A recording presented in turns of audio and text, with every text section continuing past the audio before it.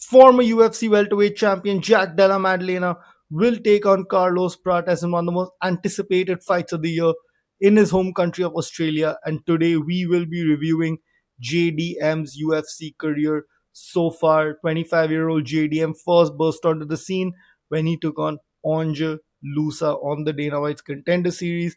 What stood out to me about JDM in this fight was his ability to control the range with his jab, his footwork, and his ability to mix his targets with his punches to the head and body. This is crucial in Jack Della Maddalena's game, and he is one of the best at it. In the first round, Jack Della Maddalena totally controlled the fight with his punches. Angelusa did go for a takedown at one point, but Jack Della Maddalena managed to scramble out of it immediately. In the second round, JDM was dominating, but he kind of threw a lazy kick. He slipped and fell. Angelusa managed to get on top. He tried to cinch up a head and arm choke, but JDM managed to hip escape out of it.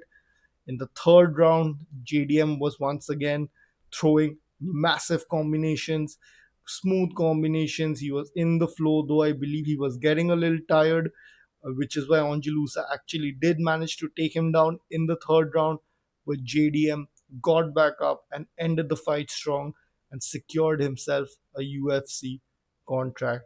In his first fight in the UFC, JDM took on Pete Rodriguez, and what stood out to me in this fight was once again his jab. He had Pete Rodriguez's nose bleeding in pretty much the very first minute of the fight. This fight ended in 2 minutes 59 seconds of the first round. Pete Rodriguez was throwing back as best as he could, but Jack Della Maddalena's ability to slip punches is truly spectacular. And when JDM found his range, he threw a left hand straight down the pipe from southpaw position and knocked Pete Rodriguez out cold. Landed a few follow-up shots, not really required, and he managed to get a first round knockout in his UFC debut. In his next fight in the UFC, JDM took on Ramazan Emeev. Now, this fight did have a little bit of a challenge for him. Ramazan Emeev managed to kind of get a takedown in the opening minute of the fight. He had JDM in a few sticky positions, kind of got his back at one point, kind of tried to snatch up a anaconda choke, but JDM managed to slip out of it. And as they got back up, JDM landed some good combinations and dug a punch straight to the body and sunk Ramazan Emeev to the ground and secured himself another first round knockout win. In the next fight of his UFC career, Jack Della Maddalena took on Danny Roberts. In pretty much the first minute of the fight, Jack Della Maddalena managed to knock Danny Roberts down. Roberts recovered pretty well. They were exchanging back and forth. Danny Roberts was trying to kind of clinch up with JDM. I think JDM had him shook with that knockdown. But when they disengaged at one point, JDM sunk another shot to the body, landed some punches to the head, sunk another shot to the body, and finished Danny Roberts, securing himself his third first round KO in a row. In his next fight, JDM took on Randy Brown. I think this is probably the most high profile fight of his UFC career so far. And I will say, in the beginning of the fight, it looked like it may be a challenging fight for Jack Della. Randy Brown was having some success, landing some good jabs. JDM seemed to be having problems finding his range against such a tall opponent, but man, JDM's footwork is so freaking good. He corralled Randy Brown up against the cage and landed a fantastic right hook, knocking down Randy Brown, had him wobbled all over the place, and he cinched up the rear naked choke for the victory. A fourth first round finish for Australia's Jack Della Maddalena. What a performance this was. I love this fight. In his next fight, Jack Della Maddalena took on Basil Hafez.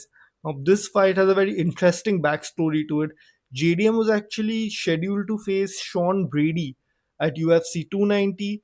Sean Brady pretty much pulled out at the last minute and he was replaced by a guy called Josiah Harrell. Jack Della did make weight for the fight, but just a few hours before the event was scheduled to begin, Josiah Harrell had to be pulled from the fight, stating a medical condition, and Jack Della faced Basil Hafez the very next week. So this was Jack Della's second weight cut to 170 pounds in a 2 week. In 2 weeks, Jack Della seems to be a pretty big guy, so this wouldn't have been easy for him. And man, this was a very very good fight. And I know this was a split decision, but it wasn't really. I don't think the judges of the UFC know what the scoring criteria is. If you listen to the commentary on this fight, neither do Daniel Cormier and Dominic Cruz. Jack Della won this fight on damage straight up. Basil Hafez did get a takedown on JDM in the first round, did no damage whatsoever. When JDM got back up, he landed so many hard shots and bombs on Basil Hafez's chin, ripped that body. Same with the second round, while Basil Hafez did manage to get a takedown on Jack. He was dominating. JDM was dominating this fight, and he did make a stupid mistake. At one point, he had Basil Hafez really hurt, and he pulled guillotine. Really bad idea. Never pull guillotine in high level MMA. And in the third round, Jack Della once again had Basil Hafez almost finished. Basil managed to get a takedown in the last minute of the fight, but it doesn't really make a difference. JDM clearly won this fight on damage. In this next fight, JDM took on Kevin Holland, and this was a really weird fight, very low output fight from both. But JDM did win this fight. He landed a great combination and some good punches in the first round. Same with the second round. I frankly gave Kevin Holland the third round, though most say that Kevin Holland won the first round and JDM won the next two. The scoring for this fight was all over the place. Regardless of who won this fight, neither fighter could have been angry about the decision. It was such a The numbers don't suggest it, but neither fighter was landing very clean. For both fighters, their shots were kind of sliding off the shoulder, landing on the forearm. Nothing landed clean really, and I believe the clean shots were only landed by JDM, which secured him the split decision win. I think it should have been unanimous, frankly, but a win is a win at the end of the day. In his next fight, JDM took on Gilbert Burns. Now, in the first round, Gilbert Burns managed to take down JDM. He kind of had his back at one point. JDM scrambled out of it. He landed some good shots on Burns, and Gilbert Burns managed to take him down again at the end of the first round. And I think Gilbert Burns won that round because he managed to land those two takedowns, had JDM in a sticky position at one point, and even though JDM did get better off the striking exchanges, it wasn't a washout. Gilbert was also doing well. In the second round, I think Gilbert dominated that round. He took down JDM twice, and he also landed a big right hand and a big elbow and secured himself the round. In the third round, Gilbert once again managed to get JDM on the ground, but JDM is a guy who never gives up on himself. He will never ever accept bottom position. He'll always try to fight back out, except in one fight, which we'll get to soon. And JDM managed to scramble out of it. And as they disengaged, JDM landed a big knee to the chin, knocking out Gilbert Burns. A few follow up shots, and that was all it took. Now, what happened in this fight was JDM's left forearm got severely injured in this fight because Gilbert Burns was throwing a lot of right kicks, and JDM was in southpaw for most of this fight. And if you can see here, JDM suffered a severe broken forearm and subsequent serious amputation threatening bone infection following his UFC 299 fight against Gilbert Burns in March 2024.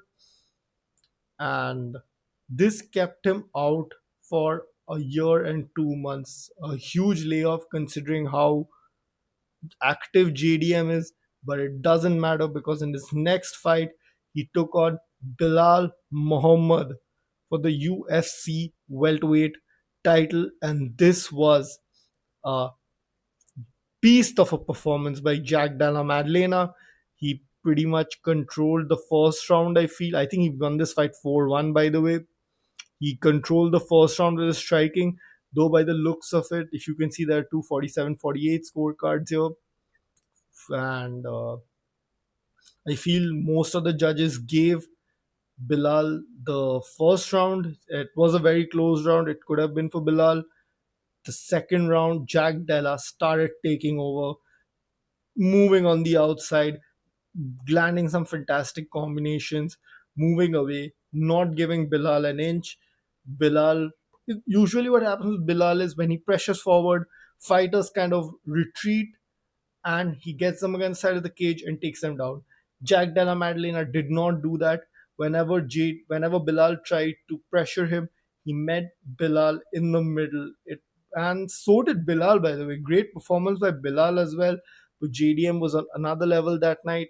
Same in third round, JDM controlled this fight with his beautiful boxing, his combinations, his body shots, his kicks. Everything was on point. In the fourth round, however, Bilal did get a takedown. He controlled JDM for a bit, landed some good punches as well. Managed for the first time in the fight, I feel he managed to corral Jack Della Maddalena against the cage. But in the fifth round, JDM managed to dominate that round, landed amazing shots on Bilal, cut him open, and secured himself the UFC welterweight title. Now, unfortunately, in his last fight and the first title defense, JDM lost that fight to Islam Makhachev. Islam Makhachev took him down in all 5 rounds. JDM could not get back up from any of them. He made a big mistake in round two. He actually went for a wizard throw against Islam Makhachev. I mean, for a guy who's actually a thinking fighter, what a shit move by Jack Della Maddalena. He got his leg chewed up as well. Like, terrible performance by him. I believe he hurt his rib, which is why which is why he was looking so uncomfortable. A lot of people are saying he looked like he was about to cry. I don't know, but look at this man. Takedown accuracy 4 out of 4. It would it Even though Jack Della Maddalena actually threw himself to the ground on the second round, which is why it's not 5 out of 5. But yeah, I still feel Jack Della Maddalena, he's only 29 years old. He has so much room for growth and improvement. His talent inside the cage is second to none. He is such a gifted fighter, but he needs to work on not making silly mistakes on the ground. He made a few mistakes against Burns. He made mistakes against a bunch of other fighters as well. Against Hafez, he kind of went for the guillotine against Hafez when he had him hurt. So if he can curb some of the silly mistakes, work on his wrestling, like actually get in some great freestyle wrestlers to coach him, he has a long way to go, and I believe he can reclaim the title. JDM's the fucking man. I can't wait for his fight against Carlos Prates. Let's go. Peace.